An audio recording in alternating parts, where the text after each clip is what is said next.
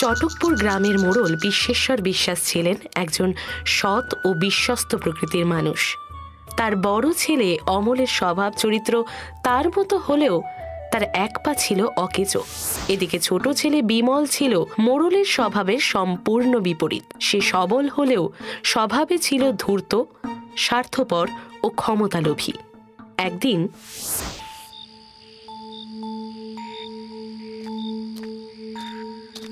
এতক্ষণে তোর ফেরার সময় হলো? আমি আর তোর বড়দা সেই কখন থেকে তোর অপেক্ষা করছি। তুই তো জানিস ভাই, আমরা না এলে বাবা খেতে বসতে পারেন না। তারপরেও তুই প্রতিদিন এত দেরি করিস কেন বলতো? উফ, তোমরাও না পারো বটে।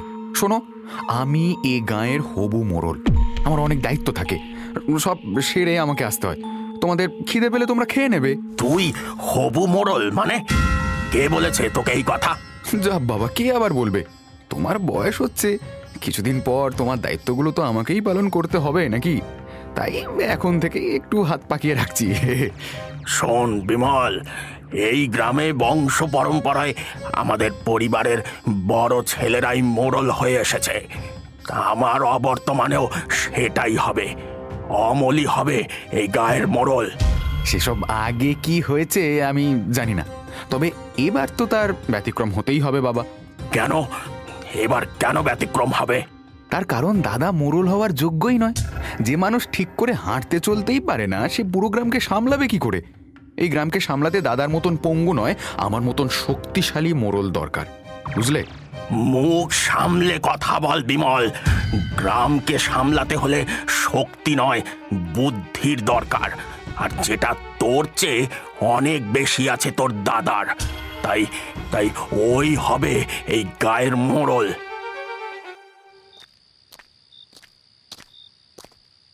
মোড়ল মশাই, ও মোড়ল মশাই, এ বাড়ি আছেন? একবারটি বাইরে আসুন তো, কথা আছে। কি ব্যাপার কি রতন? এই অবেলায় এমন ডাকাডাকি করছো কেন?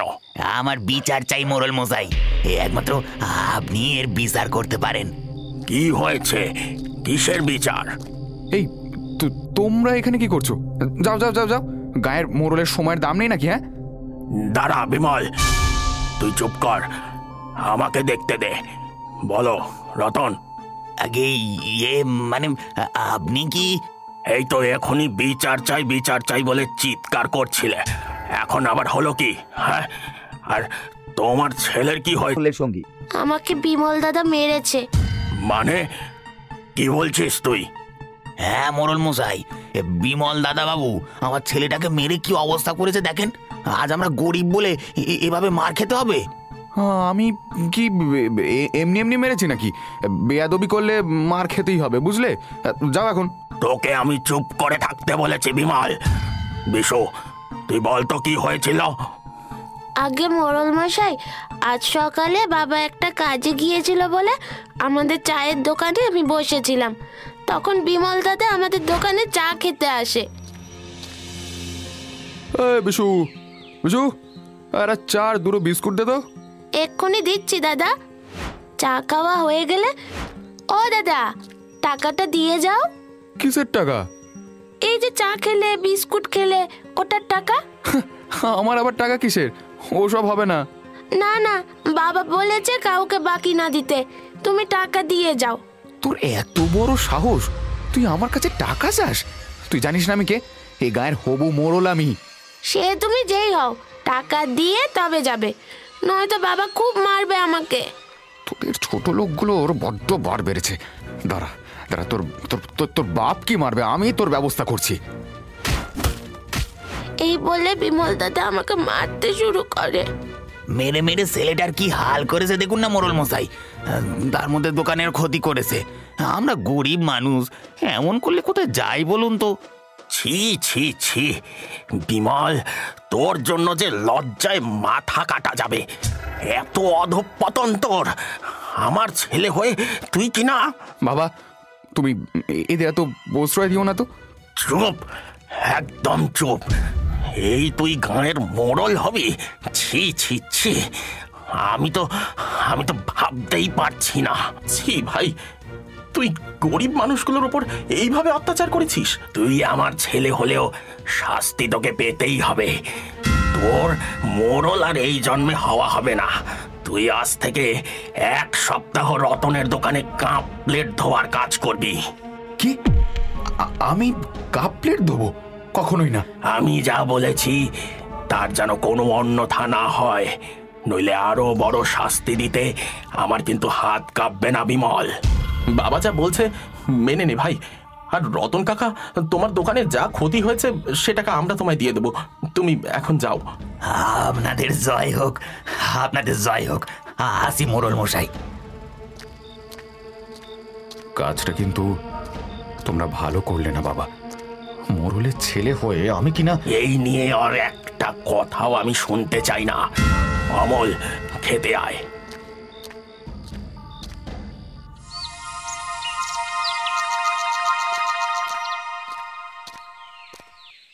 এই নাও, এগুলো একটু তাড়াতাড়ি মেজে দাও তো।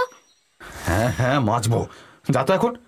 1 সপ্তাহ পার হতে দে না, তারপর তোদের দেখাচ্ছি মজা। কিছু করলেই আবার মোড়ল মশাইকে বলে দেব, তিনি তখন তোমাকে আরো বড় শাস্তি দেবেন। বেশি কথা না বলে যা তো এখন এখান থেকে। না, এইভাবে তো চলা যাবে না। বাবা আর দাদা মিলে যা শুরু করেছে, এতে ছোট লোকগুলো মাথায় চড়ে বসবে, আমাকে আর মান্য করবে না। বাবা তো আমায় মোড়ল হতে দেবে বলে মনে হয় না। আমাকে অন্য রাস্তা দেখতে হবে। অনেক অনেক টাকা জোগাড় করে ক্ষমতাশালী হতে হবে, তবে লোকজন আমাকে মানবে। কিন্তু এত টাকা পাবো কোথায়? কি গো বিমল দাদা, কাপ প্লেট গুলো দিয়ে যাও। আরে যাচ্ছি যাচ্ছি, চেঁচাস না তো বেশি। এদিকে গ্রামের এক প্রান্তে গ্রামবাসীরা সবাই মিলে মন্দির তৈরির জন্য মাটি খুঁড়ছিল। হঠাৎ, এই দাঁড়া দাঁড়া, কিসের একটা আওয়াজ মনে হলো? কিছু একটা আছে মনে হয়। এই জায়গাটা ভালো করে খোঁড়তো। সবাই মিলে ওই বিশেষ জায়গায় মাটি খুঁড়ে একটা সোনার মূর্তি আবিষ্কার করে। হ্যাঁ রে, এ তো সোনার মূর্তি। তাই তো রে, এ তো খুব দামি জিনিস। কিন্তু এই জিনিস রাখবো কোথায়? এক কাজ কর, সবাই মিলে এই মোড়ল মশাইয়ের কাছে যাই, চল। উনি ঠিক এর কোনো ব্যবস্থা করতে পারবেন। গ্রামবাসীরা সকলে মিলে পরামর্শ করে সেই সোনার মূর্তি নিয়ে চলে যায় মোড়ল মশাইয়ের বাড়িতে। গিয়ে তারা সমস্ত ঘটনা খুলে বলে তাকে। সব শুনে মোড়ল মশাই বলেন, মন্দির তৈরি করতে গিয়ে এই সোনার মূর্তি পাওয়া তো খুবই শুভ লক্ষণ। এই মূর্তির সোনা আমরা মন্দির তৈরির কাজে ব্যয় করতে পারি। তবে সে নিয়ে আগামীকাল তোমাদের সকলের সাথে আলোচনা করা প্রয়োজন। আজ একটু কাজ আছে আমার। এ তো উত্তম প্রস্তাব মোড়ল মশাই, কিন্তু এই মূর্তি কোথায় রাখি বলুন তো? সেটাই তো আমিও ভাবছি। এমন দামি জিনিসে যে কারোর নজর পড়তে পারে, সামলে না রাখলে চুরি হয়ে যেতে পারে। আমি কি বলি মোড়ল মশাই, এ জিনিস আপনি আপনার সিন্ধুকে সাবধানে রাখুন। আপনার কাছেই ওই জিনিস সুরক্ষিত থাকবে। হ্যাঁ হ্যাঁ মোড়ল মশাই, আপনি রাখুন, ওটাই ভালো হবে। বেশ, তোমরা বলছো যখন, আমিই রাখছি। গ্রামবাসীরা সকলে সেই মূর্তি মোড়ল মশাইয়ের কাছে জমা রেখে চলে যায় নিজের কাজে।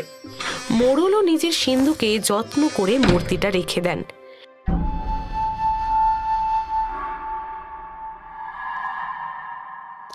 রাতের বেলা ঘুমোতে যাওয়ার আগে মোড়ল তার 2 ছেলেকে ডেকে বলেন, অমল, বিমল, শোন, তোরা আজ রাতটা একটু সজাগ থাকিস, বুঝলি?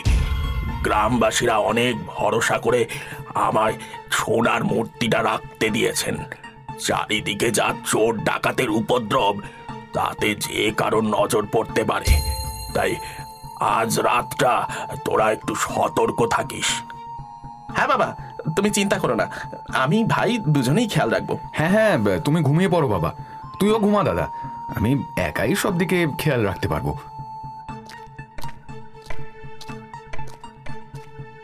এই তো সুযোগ। এই সোনার মূর্তির ব্যবস্থা এবার আমাকেই করতে হবে।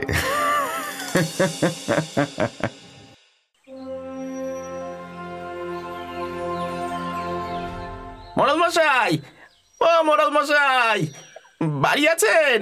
ও, তোমরা চলে এসেছো। বেশ বেশ, দাঁড়াও, আমি মূর্তিটা নিয়ে আসি, তারপর চণ্ডীতলায় গিয়ে বসবো।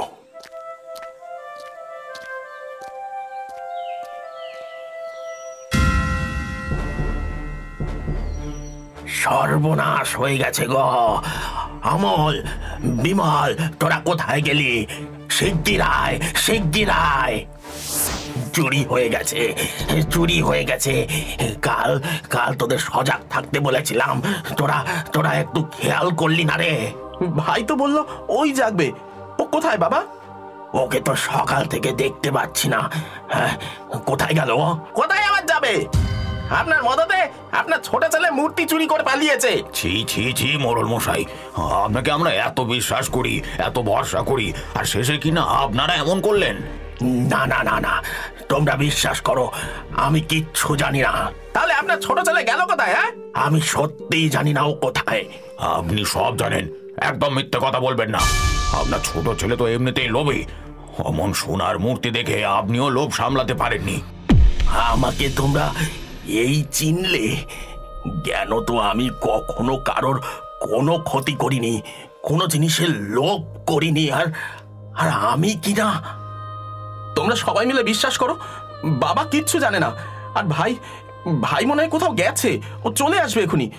ও একটু বদরাগী ঠিকই, কিন্তু ও চুরি করতে পারে না। তোমাদের কোনো কথা শুনতে চাই না আমরা। এই চল চল, বিমলকে খুঁজে বের করি। মূর্তি নিয়ে বেটা বেশি দূর পালাতে পারেনি এখনো। চল চল। হ্যাঁ, তাই চল তাই চল।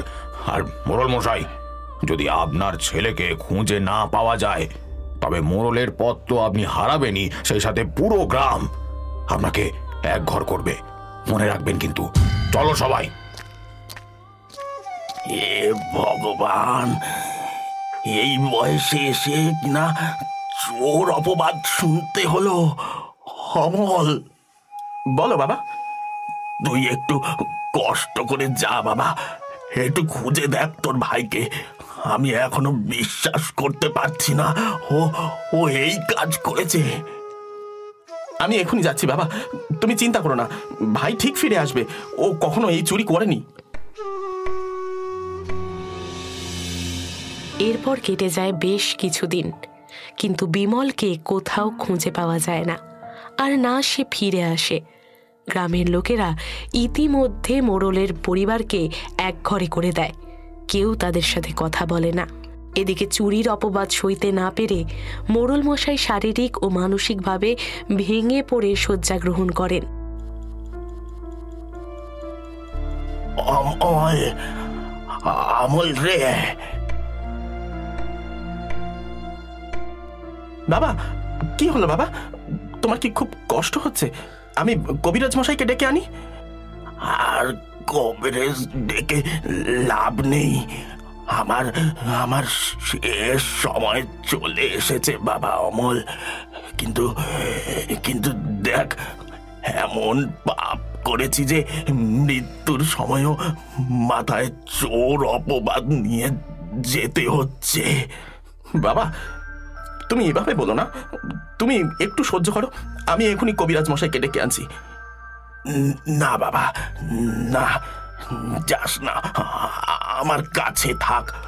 আমার এক ছেলে তো আমার সমস্ত সঞ্চিত মান সম্মান নষ্ট করে দিল। এখন এখন তুই আছিস, তুই দেখিস বাবা, আমার এই চোর বদনাম যেন মেটে, নইলে নইলে যে আমার আমার আর আত্মা শান্তি পাবে না রে, শান্তি পাবে না। বাবা, বাবা চোখ খোলো, চোখ খোলো বাবা, আমাকে এভাবে একা ফেলে যেও না বাবা, বাবা।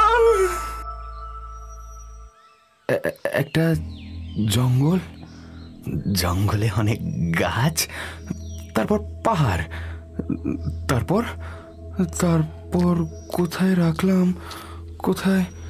ও বাবা, বাবা দেখো, ওখানে পাগলটা বসে আছে না, ওকে খুব চেনা লাগছে। তুই আবার পাগল ছাগল লোকেদের কবে থেকে চিনতে শুরু করলি রে? ওদিকে না তাকিয়ে চল, তাড়াতাড়ি পা চালা, অনেক কাজ পড়ে আছে।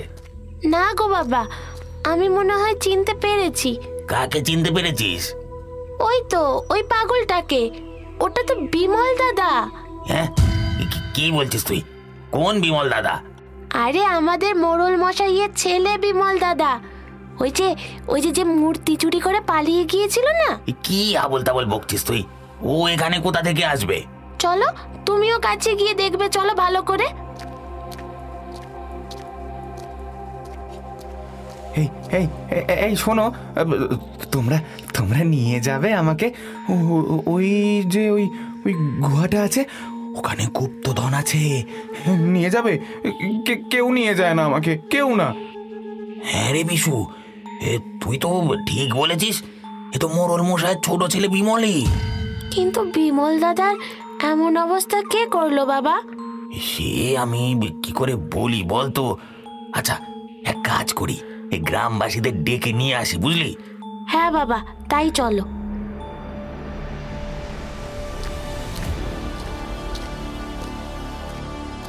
এই এই তোমরা তোমরা সবাই সবাই এসেছো? গুপ্তধনের কাছে নিয়ে যাবে আমায়? বলো বলো, নিয়ে যাবে? এই বেটা, আজ 1 বছর পর তোরে বাগে পেয়েছি।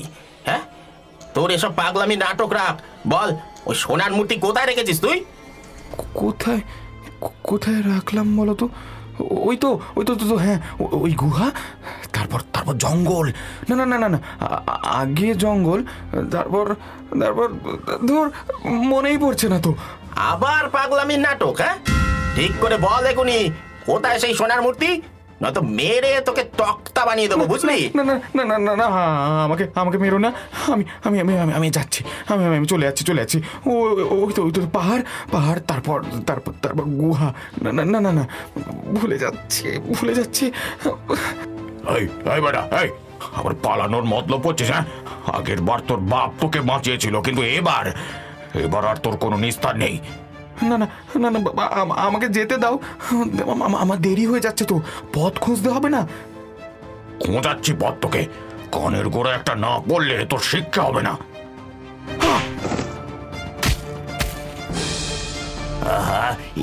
কি করলে দাদা তুমি? ছেলেটা অসুস্থ দেখছো, তারপরেও?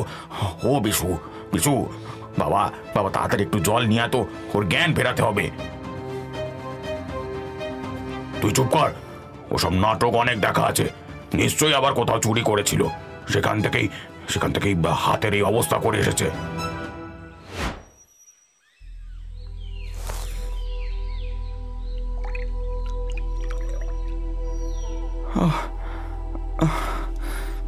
মাথায় কি ব্যথা, আর আমার হাত, এ কি, আমার হাতে কি হয়েছে? আমি কোথায়? তুমি তোমার গ্রামে আছো বিমল দাদা, তোমার কি হয়েছিল? গ্রামে? কিন্তু আমি তো তোর বাবার মদতে সোনার মূর্তি নিয়ে পালিয়ে গিয়েছিলি, তাই তো? হ্যাঁ, এখন বল, ওই মূর্তি কোথায়? বাবা? না না, বাবা কিছু জানে না, সব আমার দোষ, আমি চুরি করেছি, বাবা তো কিছু করেনি। আমি জানতাম মোড়ল মশাইয়ের মতন ভালো মানুষ কখনো এই কাজ করতে পারেনি না, শুধু তোমাদের দোষারোপের ভার সইতে না পেরে মানুষটাকে মরতে হলো। এসব কি বলছো রতনদা? বাবা মারা গেছে? হে ভগবান, আমার লোভেই এমন হলো। তুমি কোথায় পালিয়ে গিয়েছিলে? তোমার এই অবস্থা হলো কি করে? বলছি, আমি সব বলছি। সেদিন রাতে বাবা আমাদের 2 ভাইকে মূর্তি পাহারা দিতে বলে, কিন্তু আমি বাবা আর দাদাকে ঘুমাতে বলে নিজেই মূর্তি পাহারা দেব বলি। তারপর রাতের অন্ধকারে বাবার ঘর থেকে মূর্তি চুরি করে আমি পালিয়ে যাই এই গ্রাম ছেড়ে, ওই দক্ষিণের জঙ্গলের দিকে। ওই দক্ষিণের গভীর জঙ্গল পেরিয়ে যে উঁচু পাহাড় আছে, ওই প্রথম গুহাতে আমি সোনার মূর্তিটা লুকিয়ে রেখে গ্রামে আবার ফিরে আসছিলাম। ভেবেছিলাম ওই চুরির দায়ে দাদার উপর চাপিয়ে ওকে গ্রাম ছাড়া করব, আর নিজে ওই মূর্তি পরে বিক্রি করে অনেক টাকার মালিক হয়ে এই গ্রামের মোড়ল হব। ছি ভাই, তুই এমন কাজ করবি আমি স্বপ্নেও ভাবতে পারিনি। এত বিষ ছিল তোর মনে। দাদা, আমি আমি টাকা আর ক্ষমতার লোভে অন্ধ হয়ে গিয়েছিলাম দাদা। তুই তুই থাকতে বাবা আমাকে কখনোই মোড়ল হতে দিত না রে। তাছাড়া গ্রামবাসীরাও আমাকে এমনি এমনি মোড়ল বলে মানত না। তাই ধনী হওয়া ছাড়া আমার কাছে আর কোনো রাস্তা ছিল না। কিন্তু যে পাপ করেছিলাম সে পাপের শাস্তি আমাকে ভগবান তখনই দিলেন। আমি যখন পাহাড় দিয়ে নামছিলাম তখন হঠাৎ আমার পা হড়কে যায়। তারপর আমার আর কিচ্ছু মনে নেই। তারপর হয়তো কোনো কাঠুরে তোমাকে নিয়ে গিয়েছিল আর তুমি তোমার স্মৃতিশক্তি হারিয়ে ফেলেছিলে। হ্যাঁ, তুমি তো একটু আগেও পাগলের মতো করছিলে। এখন এই পাথরে তোমার মাথা ঠুকতেই তোমার সব মনে পড়ে গেছে, তাই না বিমল দাদা? হয়তো তাই। কিন্তু দেখ দাদা, যেই আমি তোকে পঙ্গু বলে অপমান করতাম সেই আমি আজ নিজেই পঙ্গু হয়ে গেছি। ওই পাহাড় থেকে পড়েই হয়তো আমার এই হাত আজীবনের জন্য পঙ্গু হয়ে গেছে। আমি আমার পাপের শাস্তি পেয়েছি দাদা। আমাকে আমাকে ক্ষমা করে দে তুই। দেখলে তো তোমরা সবাই, এবার বিশ্বাস হলো যে আমার বাবা চোর নয়। আজ আমার বাবার আত্মা শান্তি পাবে। বাবা, বাবা তোমাকে আজ থেকে আর কেউ চোর বলে ডাকবে না, আমাকেও চোরের ছেলে বলে ডাকবে না কেউ। বাবা সত্যি অমল, আমাদের ভুল হয়ে গিয়েছিল, আমরা বুঝতে পারিনি, আমাদের ক্ষমা করে দিও। সত্যি সত্যি আমাদের ক্ষমা করে দিও অমল। আর আমাদের এই ভুলের প্রায়শ্চিত্ত আমরা করতে চাই তোমাকে মোড়ল বানিয়ে। আজ থেকে তুমি আমাদের মোড়ল। এরপর গ্রামবাসীরা সবাই মিলে দক্ষিণের পাহাড়ের গুহা থেকে সেই সোনার মূর্তি উদ্ধার করে আনে এবং যে মন্দিরের কাজ এতদিন অসম্পূর্ণ ছিল তা ওই মূর্তি বিক্রির টাকায় পূর্ণ করে। কিন্তু সেদিনের পর বিমল যে আবার কোথায় চলে গিয়েছিল কেউ তার খোঁজ পায়নি।